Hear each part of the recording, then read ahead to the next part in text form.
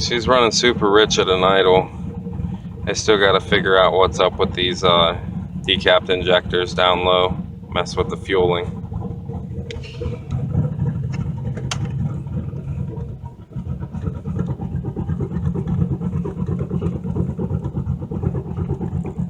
But she moves under her own power finally again.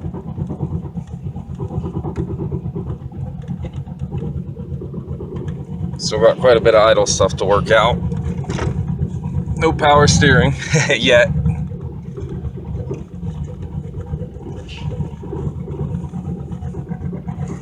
See if we can get a little turbo noise out of it. Don't want to give it too much.